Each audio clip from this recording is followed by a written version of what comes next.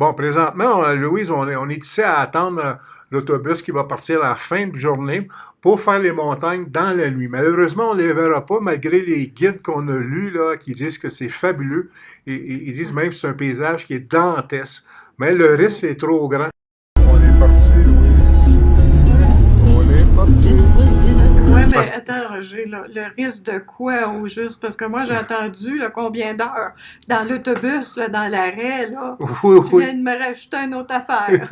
Oui, exactement. C'est que, apparemment, il y a des anciens de sentiers lumineux qui n'auraient pas pris leur retraite et puis qui sont devenus comme des bandits de grand chemin, là, un peu comme Billy the Kid.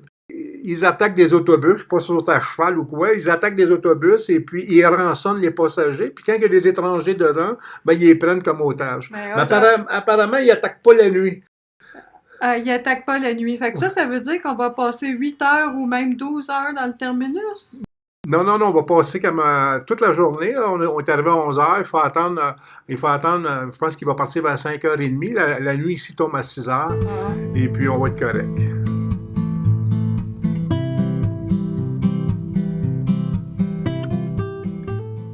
On prend le chemin des amoureux.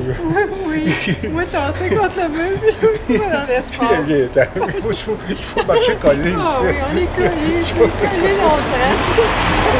Roger, c'est pas capable de voir. On a là-dessus pas. Ça va se faire. C'est 3200 mètres ici. Bon, en marchant, j'ai été étonnée de voir l'histoire devant mes yeux, ces murs-là, cette architecture-là, ces petites rues étroites.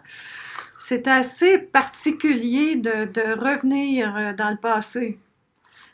Toutes ces pierres agencées l'une dans l'autre, ben, les Espagnols ont construit par-dessus.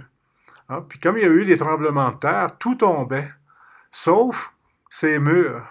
Ces murs demeuraient debout. Fait qu'ils se sont résolus à se servir à nouveau de ces murs.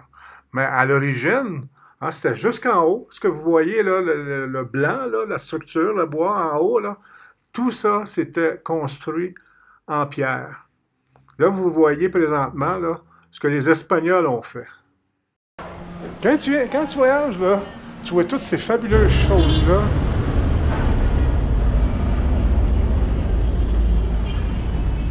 Cusco connaît une deuxième colonisation, on peut dire. C'est celle des étrangers. Le centre historique est habité par des touristes, comme moi, comme Louise.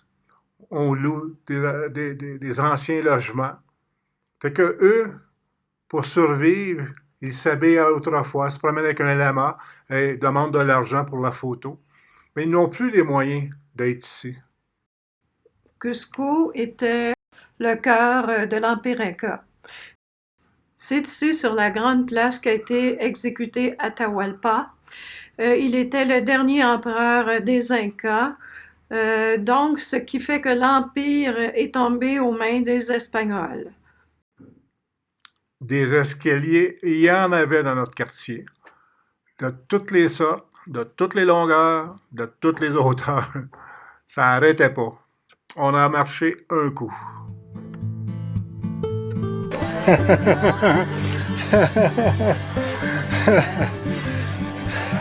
Souvenir. Gracias.